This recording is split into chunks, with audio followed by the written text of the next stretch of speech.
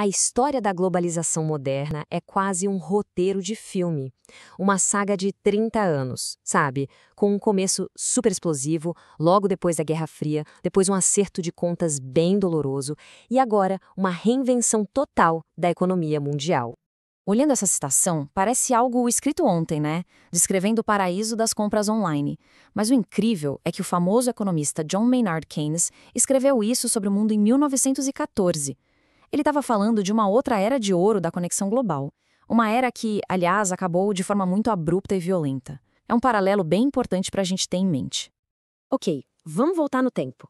Pensa nos anos 90. O muro de Berlim tinha acabado de cair e uma onda de otimismo assim, inacreditável, varria o planeta. Foi ali que nasceu a globalização moderna. Uma época de crescimento explosivo e uma crença muito forte de que o mundo inteiro estava se tornando um mercado único, gigante e integrado. Para ter uma noção da velocidade da mudança, pensa nisso aqui. No final dos anos 80, esse era o valor total de moeda negociado no mundo inteiro, por dia. Parece muito, né? Mas a verdadeira explosão ainda estava por vir. Em 1995, só alguns aninhos depois, esse número diário disparou para 1,2 trilhão de dólares. Sim, trilhão, com T. O dinheiro estava cruzando fronteiras numa velocidade que ninguém nunca tinha imaginado. E qual era a grande ideia por trás de tudo isso? Bom, o motor intelectual era uma teoria do século XIX, que parece simples, mas é poderosa, chamada vantagem comparativa. A ideia central é que todo mundo sai ganhando se cada país se concentrar naquilo em que é relativamente bom. Vamos ver essa tabela para entender na prática. O Oeste, no nosso exemplo, é melhor em fabricar as duas coisas, computadores e bicicletas. Mas a sua verdadeira superpotência, a sua vantagem relativa, está nos computadores. Já o Leste, por outro lado, é comparativamente melhor nas bicicletas. O que a teoria diz? Se o Oeste focar só nos computadores e o Leste só nas bicicletas e eles negociarem entre si, a produção total dos dois produtos aumenta. A promessa era essa: o bolo econômico ia ficar maior para todo mundo. Era uma teoria elegante, poderosa. Mas na prática, a realidade era um pouco mais complexa. Um pequeno choque de realidade. Mesmo no auge de todo esse otimismo, a ideia de um mundo totalmente plano não era bem verdade. A maior parte do investimento ainda vinha de dentro de casa, não de capital estrangeiro. Era um sinal sutil de que as bases desse novo mundo globalizado talvez não fossem tão sólidas quanto pareciam. E essas pequenas rachaduras estavam prestes a virar falhas geológicas gigantescas. Isso nos leva ao segundo ato da história, o acerto de contas. O otimismo inicial ia bater de frente com uma série de choques brutais.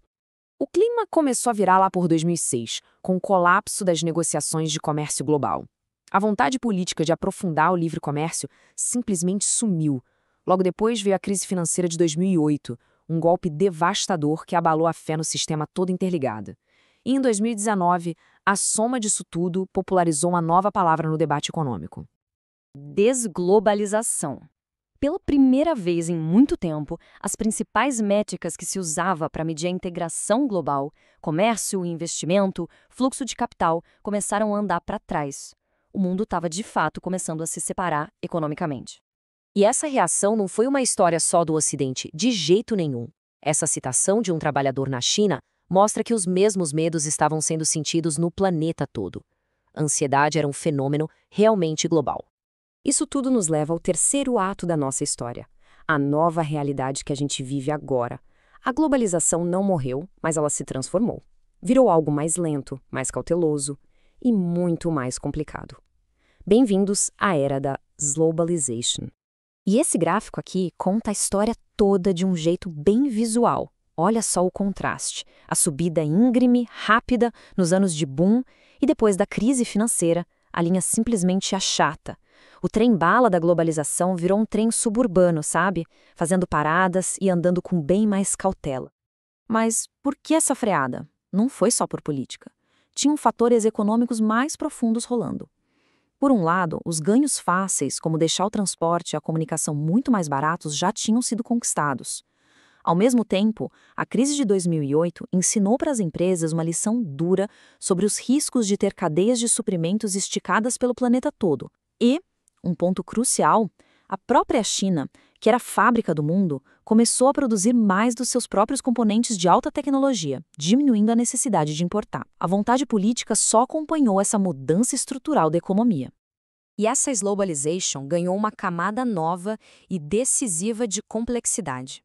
A economia global começou a se quebrar, seguindo linhas geopolíticas. O mundo não estava só desacelerando, estava se dividindo em blocos rivais. Para entender o tamanho dessa fratura, pensa no seguinte: desde o fim da Guerra Fria, a fatia das nações não democráticas na economia global mais do que dobrou. Isso é uma mudança sísmica no equilíbrio de poder econômico. E a participação delas nas maiores empresas do mundo saltou de apenas 3% para 30%. Isso não é um ajustezinho, é um reequilíbrio fundamental do poder global. O resultado é claro: o mundo autocrático hoje representa mais de 1/3 de toda a economia global. Aquela era em que o Ocidente ditava as regras econômicas sem ninguém contestar, acabou. A gente está vivendo num mundo economicamente multipolar. E é aqui que a nossa história nos leva de volta ao começo. Lembram daquele mundo superconectado de 1914? Aquele que terminou na catástrofe da Primeira Guerra Mundial? Hoje, a gente se encontra em outra era em que o sistema global está se fragmentando em campos rivais. Isso nos deixa com uma pergunta realmente inquietante. Enquanto nosso mundo se divide de novo, será que vamos conseguir evitar os erros do passado? Desta vez, vai ser diferente?